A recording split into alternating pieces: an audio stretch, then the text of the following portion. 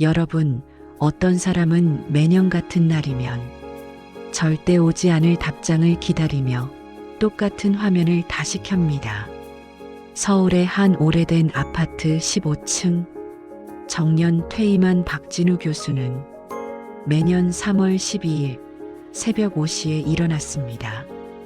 그리고 늘 같은 노트북을 켰습니다. 죽은 아들이 마지막으로 쓰던 이메일 계정.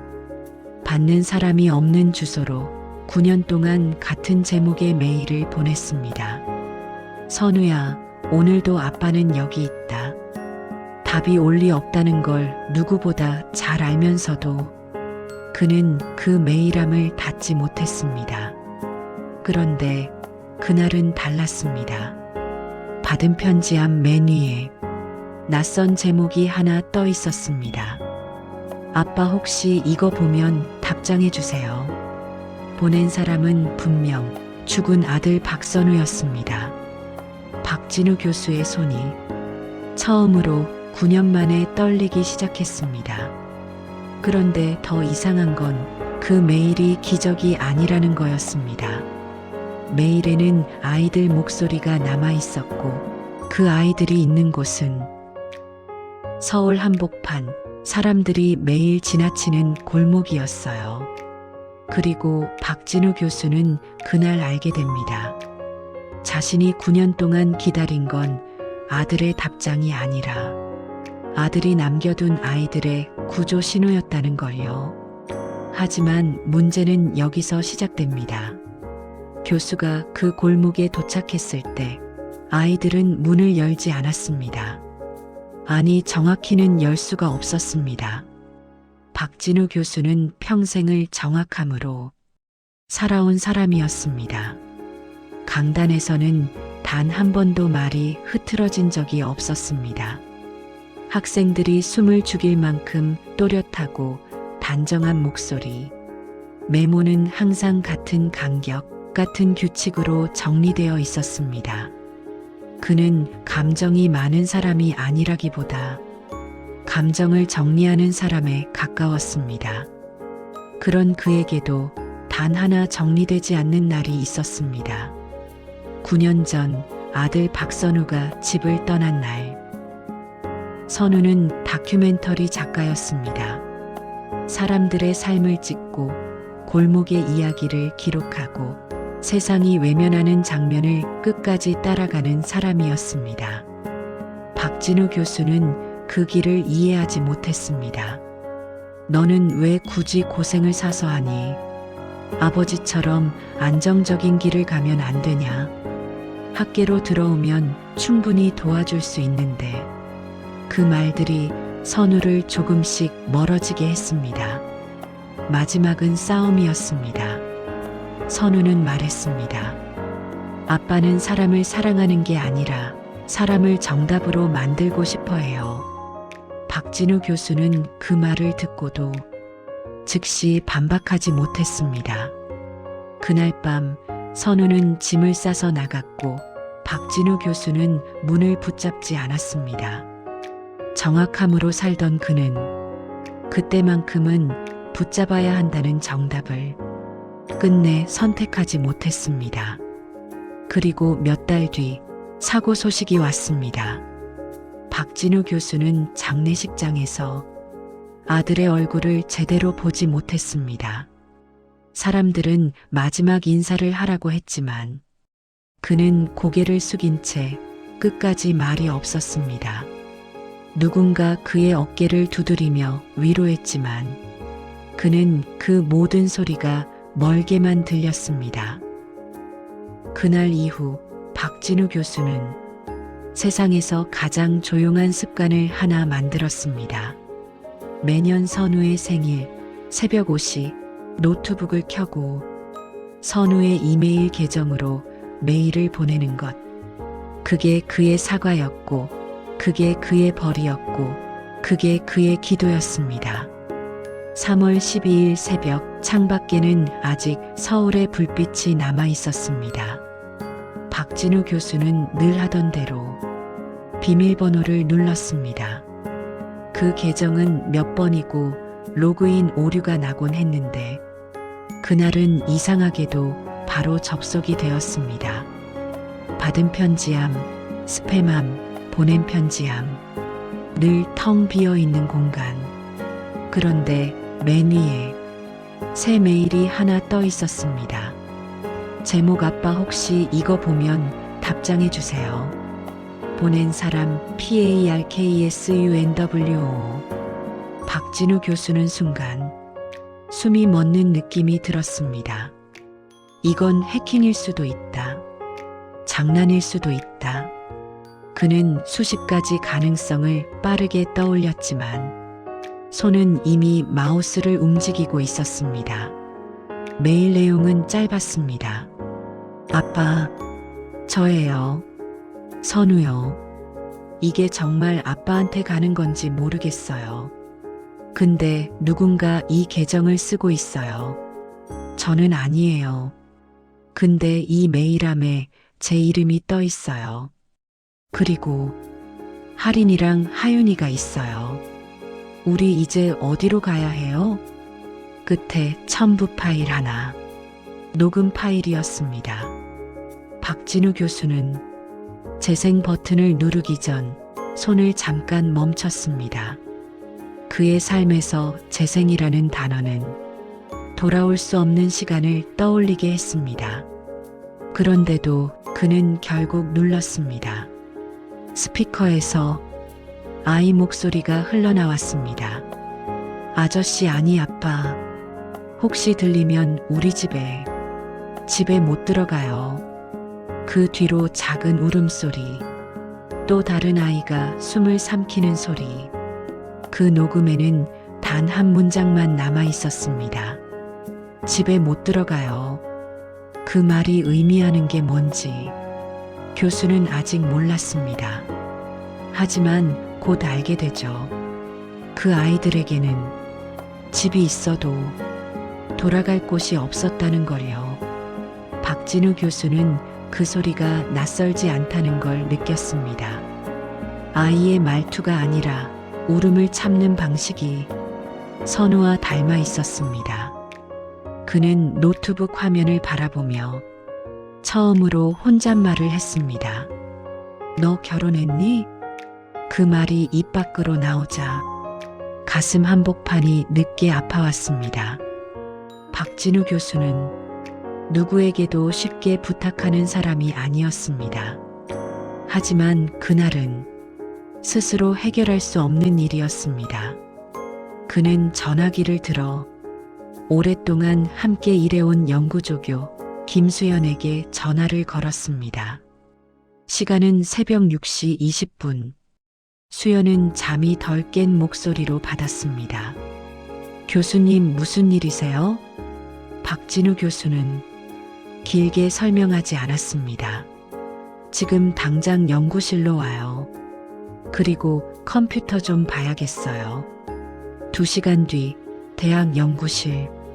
아침 햇살이 복도를 스치고 강의실 문들이 하나둘 열리기 시작하는 시간.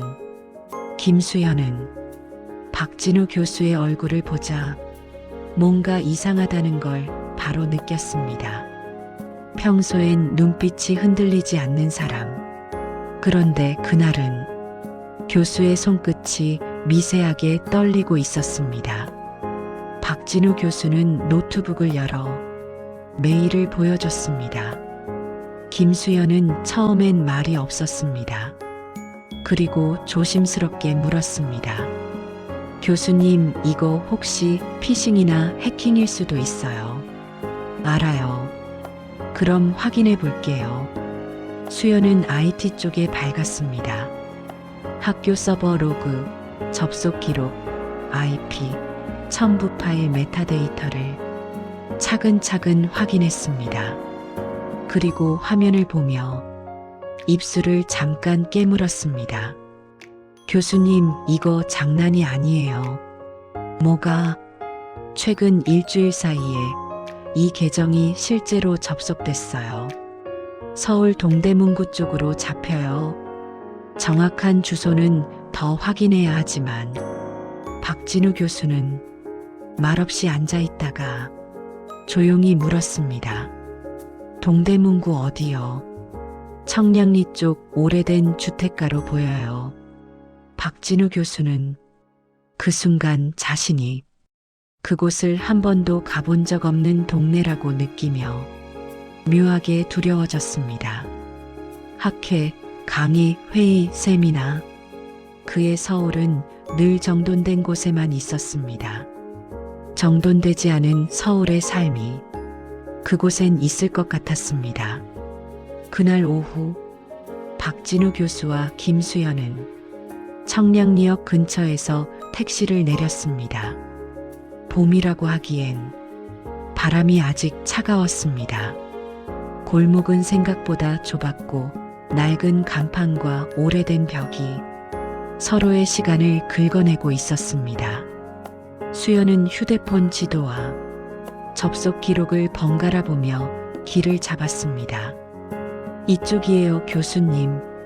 박진우 교수는 자신도 모르게 재킷 단추를 한 번 더 잠갔습니다. 골목 끝 다세대 주택 3층. 계단은 철제였고 발을 디딜 때마다 작은 소리가 났습니다. 비거, 비거. 3층 복도는 어두웠습니다. 형광등이 깜빡이는 소리까지 들렸습니다. 문 하나 앞에서 수연이 멈췄습니다. 여기 맞아요. 박진우 교수는 손을 들어 문을 두드리려다 멈췄습니다. 내가 뭐라고 두드리지? 나는 아버지가 아니라 이미 끝난 사람이잖아. 그때 문 안쪽에서 작은 속삭임이 들렸습니다. 언니, 누가 왔어? 쉼 모르는 사람일 수도 있어. 아이 목소리였습니다. 수연이 먼저 입을 열었습니다. 안녕하세요. 혹시 이 집에서 이메일을 쓰시나요? PARKSUNWO 계정. 복도는 잠깐 조용해졌습니다.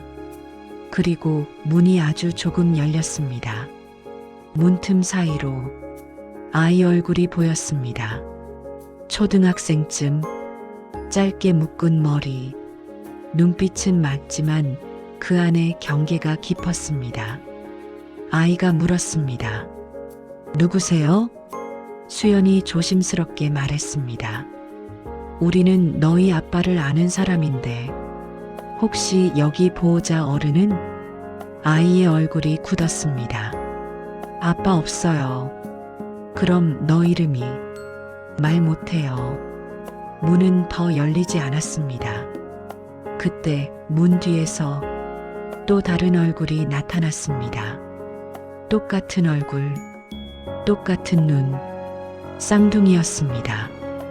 박진우 교수는 그 순간 아이들의 눈을 보고 몸이 굳었습니다. 선우의 눈이었습니다.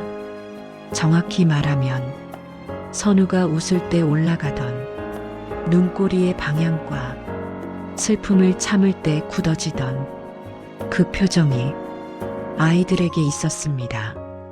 박진우 교수는 처음으로 자신이 늙었다는 걸 확실히 느꼈습니다. 심장이 빨리 뛰는데 숨이 따라오지 않았습니다. 그는 겨우 입을 열었습니다. 너희 아빠 이름이 뭐니? 아이 언니로 보이는 아이가 잠깐 망설이다 대답했습니다. 박선우요. 박진우 교수의 무릎이 순간 힘이 풀렸습니다. 수연이 조용히 그의 팔을 잡아 버티게 했습니다. 언니 아이가 이어 말했습니다. 근데 아저씨는 누군데요? 왜 우리 아빠 이름을 알아요? 박진우 교수는 그 질문에 오랫동안 준비해온 말이 없었습니다. 나는 너희 할아버지다. 그 한마디가 입 밖으로 나오지 않았습니다. 그 사이 아이들은 문을 천천히 닫으려 했습니다. 수연이 급히 말했습니다. 우리는 나쁜 사람이 아니에요. 혹시라도 도움이 필요하면. 언니 아이는 단호했습니다. 우리 도움 필요 없어요. 그리고 모르는 사람 도움 받으면 안 된대요. 문이 닫혔습니다. 딸깍. 자물쇠 채우는 소리까지 들렸습니다. 박진우 교수는 닫힌 문 앞에서 한동안 움직이지 못했습니다. 문 너머의 숨소리가 작게 흔들리고 있었습니다. 내 손녀들이 맞다는 확신이 그 문틈에서 나왔습니다. 하지만 문은 닫혀 있었습니다. 그리고 그의 시간도 그 순간 다시 닫히는 것 같았습니다. 그날 이후 박진우 교수는 매일 연구실에 앉아도 한 줄도 쓰지 못했습니다. 논문도 칼럼도 책도 그에게는 늘 쓸 수 있는 것이었지만 아이들 얼굴이 떠오르면 문장이 끊겼습니다. 김수연은 교수에게 허락을 받고 아이들의 상황을 조심스럽게 확인하기 시작했습니다. 학교, 주민센터, 동네 사람들. 며칠 뒤 수연은 교수 앞에 얇은 파일을 올려놓았습니다. 교수님 아이들 이름은 박하린, 박하윤, 초등학교 4학년이에요. 박진우 교수는 그 이름을 듣는 순간 가슴이 묘하게 아팠습니다. 하린, 하윤, 선우가 지은 이름이겠지. 수연은 말을 이어갔습니다. 법적 보호자는 이모로 되어 있어요. 강미정 씨. 근데 아이들이 실제로는 거의 방치 상태예요. 박진우 교수는 조용히 물었습니다. 어느 정도로? 수연은 잠깐 숨을 고르고 말했습니다. 급식비가 몇 달째 밀려 있고 준비물도 제대로 못 챙겨오고 결석이 한 달에 한두 번씩 있어요. 담임 선생님도 보호자를 한 번도 못 봤대요. 교수의 눈이 그때 처음 흔들렸습니다. 더 충격적인 건 이 아이들이 고아가 아니라는 사실이었습니다. 법적으로는 분명 보호자가 있었어요. 하지만 현실에서는 보호자가 있다는 사실이 오히려 더 잔인한 상황이었습니다. 아이들에게 어른은 지켜주는 사람이 아니라 멀리서 지켜보기만 하는 존재였으니까요. 애들이 혼자 산다는 거야? 사실상 네. 박진우 교수는 손을 꼭 쥐었습니다. 선우야, 너는 왜 나한테 말 안 했니? 그는 화를 내고 싶었지만 화낼 사람이 없었습니다. 그래서 그는 자기 자신에게 화가 났습니다. 나는 아직도 아버지 자격이 없구나. 수연은 조심스럽게 말했습니다. 교수님, 지금이라도. 아니, 네. 지금 내가 나서면 아이들이 더 다칠 거야. 박진우 교수는 자신이 어떤 사람인지 알고 있었습니다. 그는 말을 잘하지만 따뜻하게 말하는 법을 모릅니다. 그는 도움을 줄 수 있지만 도움을 부드럽게 주는 법을 모릅니다. 그래서 그는 결정을 내렸습니다.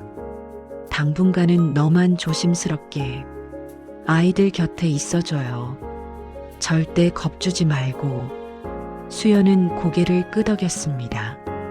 그날부터 수연은 아이들이 하교하는 시간에 골목 근처 카페에 앉았습니다. 아이들은 늘 둘이 손을 잡고 다녔습니다. 하리는 동생의 가방끈이 풀리면 말없이 다시 묶어줬습니다. 하유는 그럴 때마다 작게 웃었지만 웃음이 길지 않았습니다. 그리고 둘은 편의점 앞 유통기한 임박 코너에서 도시락 날짜를 하나하나 확인했습니다. 수연은 멀리서 그 모습을 보며 마음이 묵직해졌습니다. 어른이 해야 할 일을 아이들이 하고 있네. 어느 날은 비가 왔습니다. 아이들이 우산 하나를 쓰고 걸었습니다. 하린이 우산을 하윤 쪽으로 기울여 자기 어깨가 다 젖었습니다. 수연은 그 장면을 교수에게 말해주지 못했습니다. 교수가 그걸 들으면 그 밤에라도 달려갈 것 같았기 때문입니다. 하지만 그렇게 참던 마음은 결국 다른 날 터지고 말았습니다. 6월 말 서울은 갑자기 더워졌습니다. 뉴스에서는 이른 폭염을 말했고 낡은 다세대 주택들은 더위에 더 약했습니다. 그날 저녁 수연은 평소처럼 카페에 앉아 있었습니다. 그런데 이상하게도 8시가 넘었는데 아이들이 나타나지 않았습니다. 9시가 되어도 골목은 조용했습니다. 수연은 불안해졌습니다. 휴대폰을 쥔 손에 땀이 배었습니다. 그리고 9시 20분쯤 골목 끝에서 아이들이 나타났습니다. 우산도 모자도 없이 땀에 젖어 비틀거리듯 걸어오고 있었습니다. 하윤이 먼저 휘청, 할인이 급히 동생을 붙잡았습니다. 수연은 자리에서 벌떡 일어났습니다. 아이들 앞에 가서 괜찮니? 라고 묻고 싶었지만 교수의 당부가 떠올랐습니다. 겁주지 말고 들키지 말고. 그런데 하윤이 갑자기 주저앉았습니다. 그 순간 망설임은 의미가 없었습니다. 수연은 뛰어갔습니다. 얘들아, 하윤아. 할인이 깜짝 놀라 수연을 봤습니다. 언니가 왜? 지금 그게 중요하지 않아. 하윤이 몸이 뜨거워. 정전됐니? 집에 에어컨도 없지? 할인은 입술을 떨며 고개를 끄덕였습니다. 집이 전기가 나갔어요. 너무 더워서 밖으로 나왔는데. 하윤의 얼굴은 창백했습니다. 입술이 마르고 눈이 반쯤 감겼습니다. 열사병 증세였습니다. 수연은 더는 고민하지 않고 119를 불렀습니다. 할인이 수연의 팔을 붙잡았습니다. 안 돼요. 이모한테 혼나요. 우린 문제 만들면 안 돼요. 수연은 잠깐 숨을 고르고 낮은 목소리로 말했습니다. 지금은 혼나는 게 중요한 게 아니야. 하윤이 위험해. 그 말에 할인의 눈이 흔들렸습니다. 10분 뒤 구급차가 골목으로 들어왔습니다. 사람들이 모여들고 아이들은 겁에 질렸습니다. 할인은 동생 손을 놓지 않았습니다. 수연은 아이들과 함께 응급실로 향했습니다.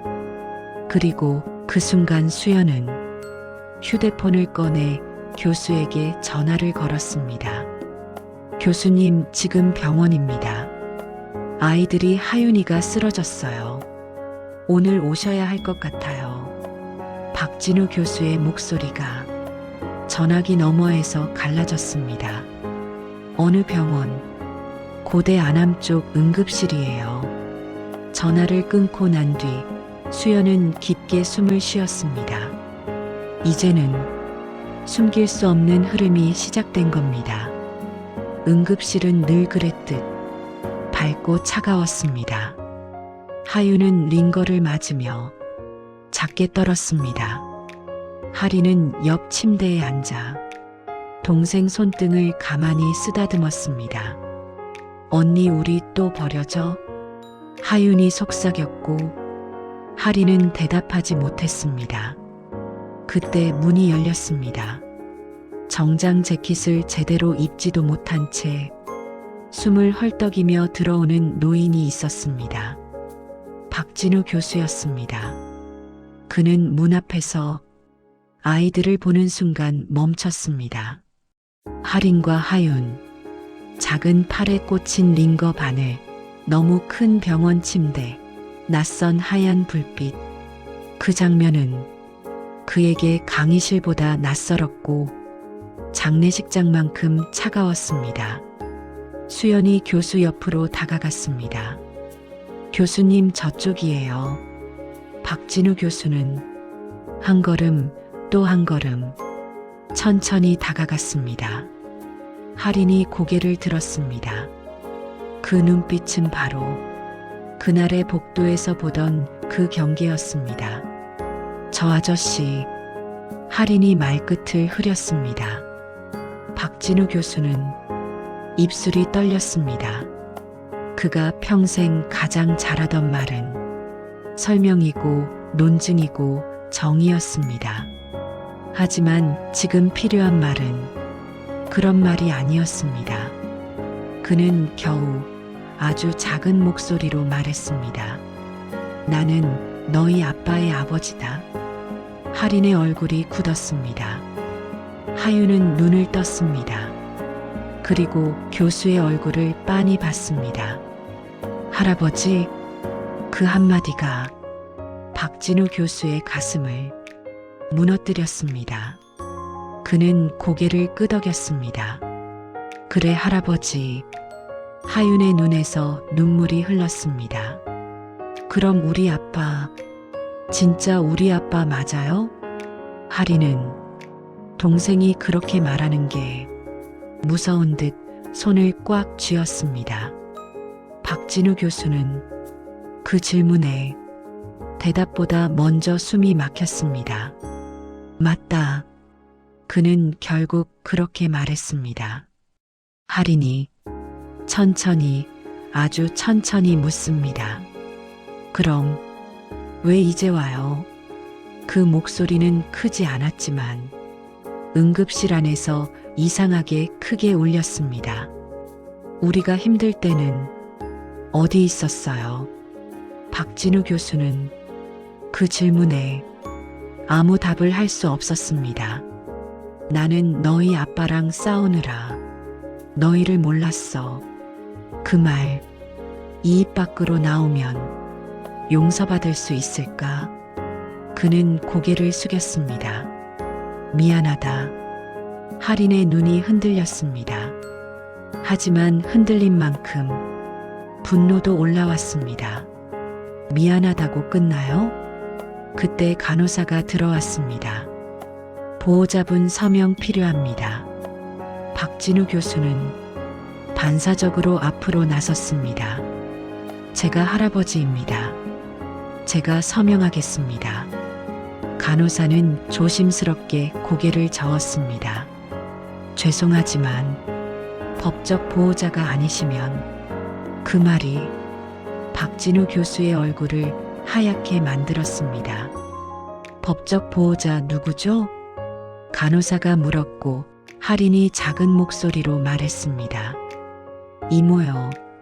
그 순간 박진우 교수는 처음으로 알았습니다. 피가 이어져도 법은 이어주지 않는다는 걸. 그 순간 교수는 깨닫습니다. 자신이 평생 믿어온 지식도, 교수라는 직함도, 은퇴 후 남은 명예도 이 아이들 앞에서는 단 한 장의 서류보다 약하다는 사실을요. 그리고 그는 처음으로 결심합니다.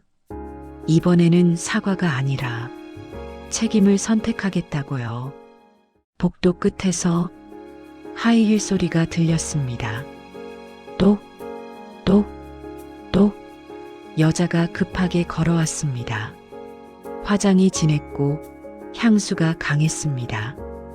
애들 어디 있어요?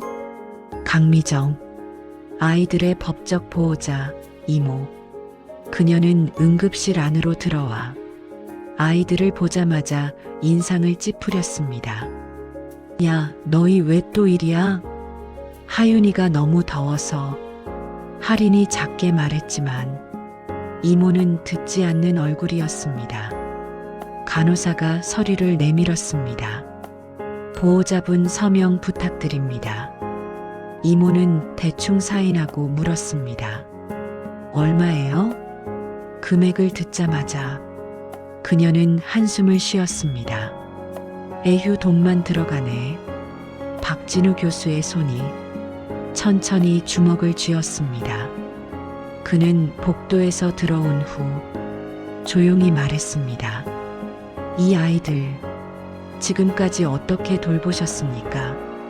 강미정은 교수의 얼굴을 위아래로 훑어봤습니다. 누구세요? 아이들 아버지의 아버지입니다. 할아버지라고요? 강미정은 잠깐 멈칫했지만 곧 냉소를 지었습니다. 그럼 이제 와서 뭐 어쩌게요? 박진우 교수의 목소리가 낮아졌습니다.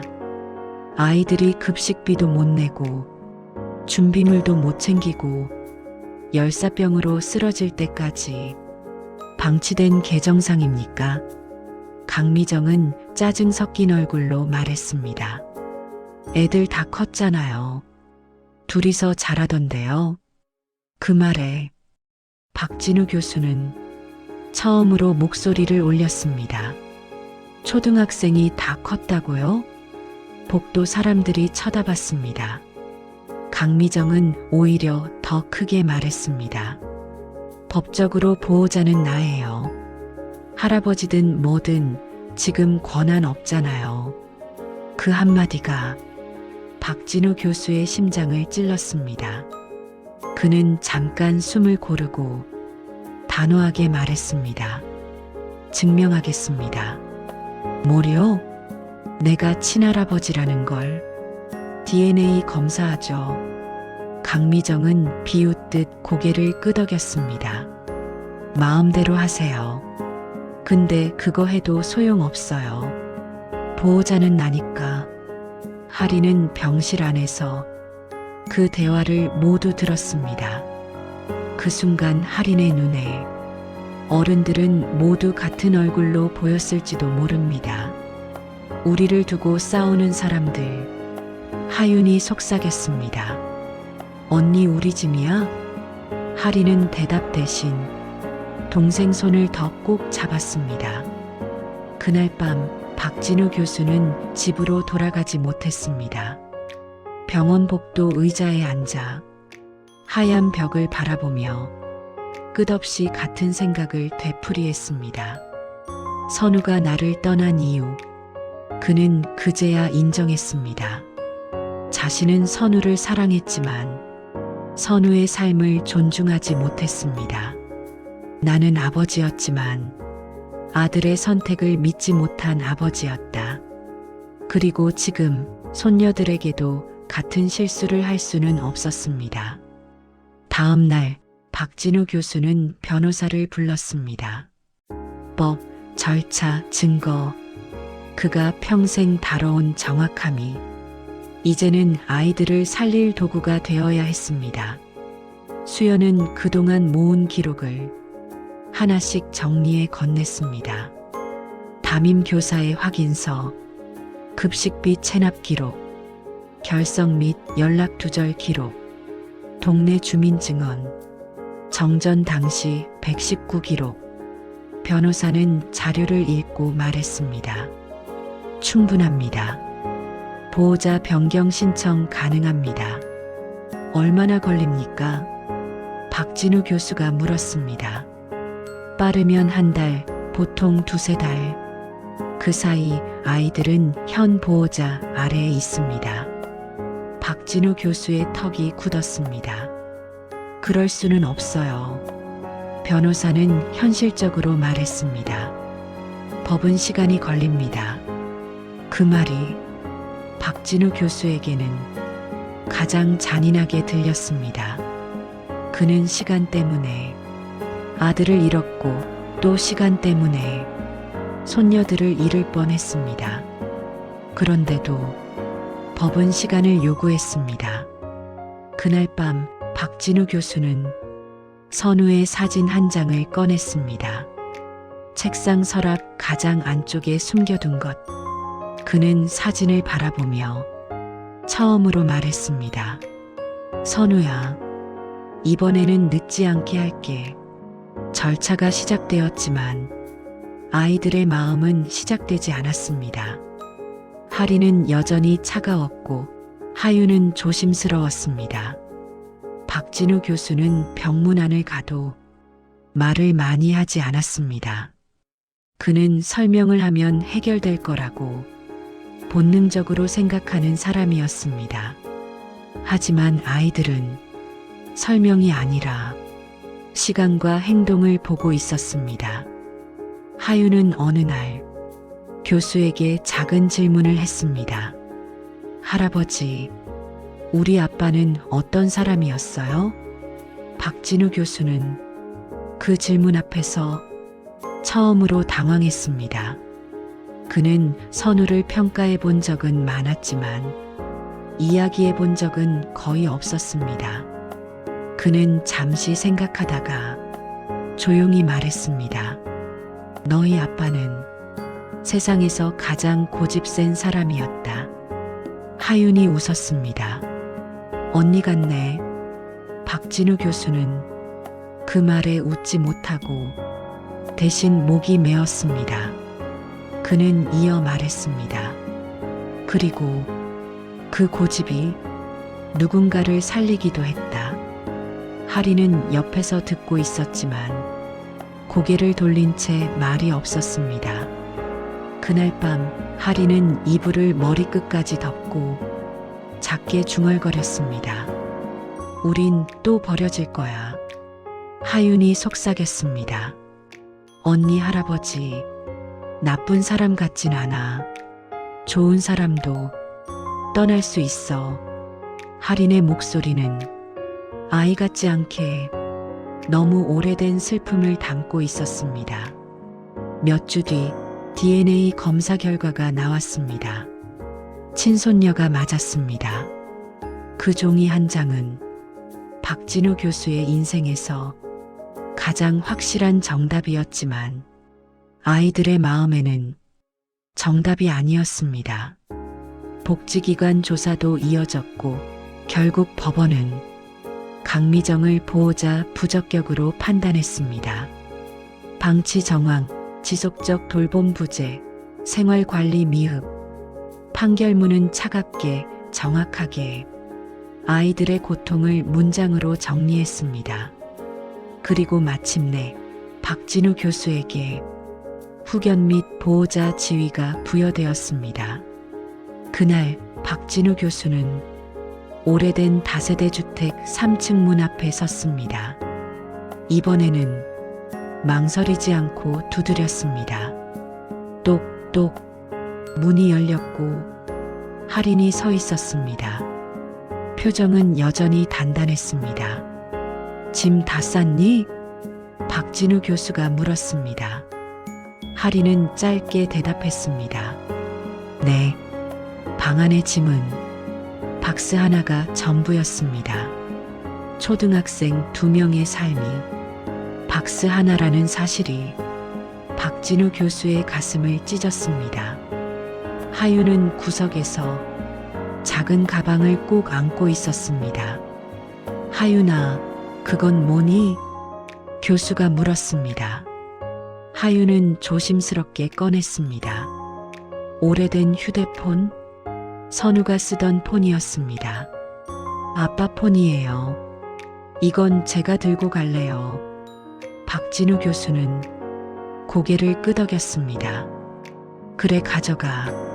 차가 강북을 지나 강남 쪽으로 들어가자 창밖의 풍경이 달라졌습니다. 높은 건물, 넓은 도로, 반짝이는 간판. 아이들은 말이 없었습니다. 집에 도착했을 때 현관은 너무 넓었고 거실은 너무 깨끗했습니다.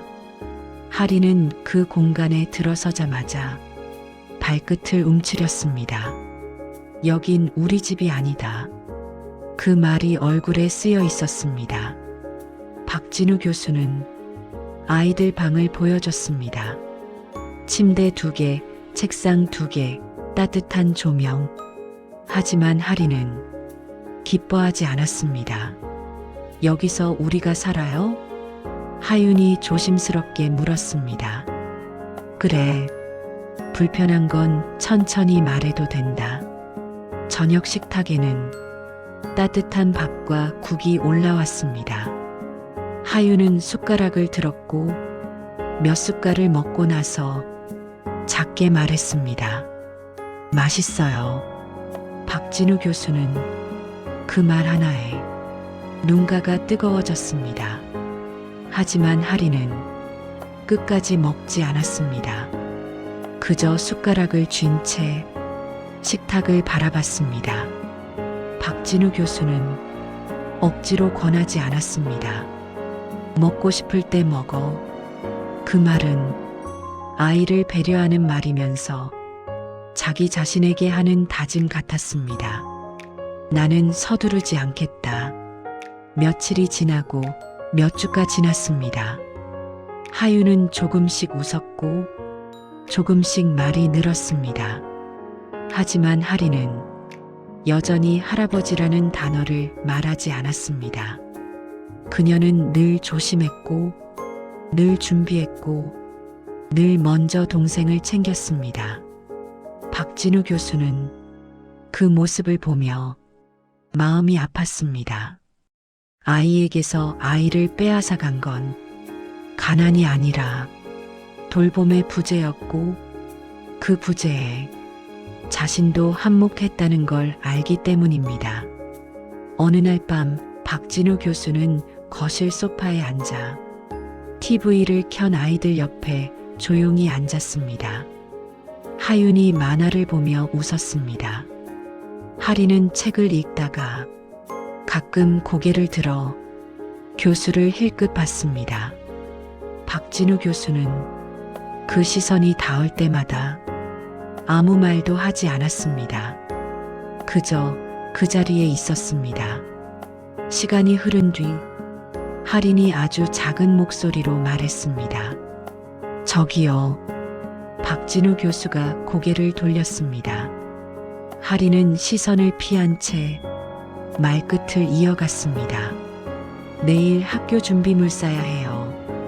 박진우 교수는 그 순간 가슴이 먹먹해졌습니다. 그건 돈이 필요하다는 말이 아니라 나를 믿어도 되냐는 질문이었기 때문입니다. 그는 조용히 대답했습니다. 그래, 같이 사러 가자. 하리는 대답하지 않았지만 그날 밤 책을 덮는 손이 조금 덜 경직되어 있었습니다. 다음 날 문구점에서 하리는 연필을 고르다가 갑자기 멈췄습니다. 그리고 아주 작은 목소리로 말했습니다. 우리 아빠는 문구점 이런 데 좋아했어요. 박진우 교수는 그 말에 숨이 멎었습니다. 하린이 아빠를 자연스럽게 꺼낸 건 처음이었기 때문입니다. 그는 서두르지 않고 말했습니다. 그래, 너희 아빠는 그런 작은 것들을 참 좋아했지. 그리고 그는 그날 밤 집에 돌아와 처음으로 선우에게 메일을 쓰지 않았습니다. 대신 노트북을 켜고 아이들에게 편지를 썼습니다. 하리나, 하윤아, 할아버지는 늦게 왔다. 너희가 기다리게 했다. 그건 어떤 말로도 변명할 수 없다. 하지만 지금부터는 떠나지 않겠다. 그 편지는 아무에게도 보내지지 않았습니다. 그저 저장만 해두었습니다. 그런데 며칠 후 하윤이 교수 방에 들어와 조심스럽게 물었습니다.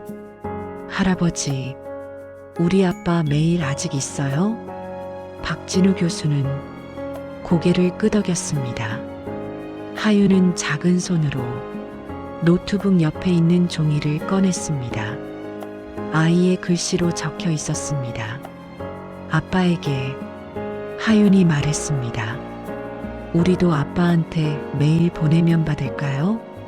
박진우 교수는 그 질문 앞에서 처음으로 확실히 울었습니다. 강단에서, 회의에서, 장례식장에서 끝내 흘리지 않았던 눈물이 그날 아이 앞에서 흘렀습니다. 그는 손등으로 눈물을 닦고 아이의 눈높이에 맞춰 말했습니다. 받을 거다. 정말요? 응. 우리가 보내는 마음은 어딘가에 남는다. 하윤은 고개를 끄덕이고 옆방에서 하린을 불러왔습니다. 하리는 처음엔 멀찍이 서서 노트북 화면을 바라봤습니다. 박진우 교수는 하린에게 강요하지 않았습니다. 그저 자리를 비켜줬습니다. 그리고 하린은 한참을 망설이다 키보드에 손을 올렸습니다. 아이의 손가락이 천천히, 아주 천천히 움직였습니다. 제목 아빠, 내용 아빠, 우리 이제 따뜻한 집에 있어. 근데 난 아직도 무서워. 누가 또 떠날까봐. 근데 오늘 할아버지가 옆에 앉아서 TV를 같이 봤어. 아무 말도 안 하고. 그게 이상하게 좀 괜찮았어. 하리는 마지막에 잠깐 멈췄습니다. 그리고 한 줄을 더 적었습니다. 아빠, 나 할아버지한테 조금은 믿어봐도 될까? 메일을 보내고 나서 하리는 자리에서 일어나 아무 말 없이 방으로 들어갔습니다. 하지만 그날 밤 거실에서 잠깐 마주친 순간 하린이 아주 작게, 정말 거의 들리지 않을 정도로 말했습니다. 할아버지. 박진우 교수는 그 한마디에 세상이 잠깐 멈춘 것 같았습니다. 그는 서두르지 않고 조용히 대답했습니다. 응. 하리는 고개를 푹 숙이고 다시 방으로 들어갔습니다. 박진우 교수는 혼자 남은 거실에서 창밖 서울 야경을 바라봤습니다. 반짝이는 불빛들이 그의 눈물에 번졌습니다. 그는 속으로 말했습니다. 선우야, 나는 늦었지만 이제부터는 도망치지 않을게. 그날 이후 박진우 교수는 매년 3월 12일에만 아들에게 메일을 보내지 않았습니다. 대신 매일 아이들의 옆에 앉았습니다. 대답을 강요하지 않고 마음을 재촉하지 않고 그저 그 자리에 있었습니다. 화해는 어느 날 갑자기 완성되는 게 아니라 매일의 자리로 조금씩 쌓이는 거라는 걸 그는 이제야 배웠습니다. 그게 그의 인생에서 가장 늦게 배운 수업이었습니다. 그리고 가장 소중한 수업이었습니다.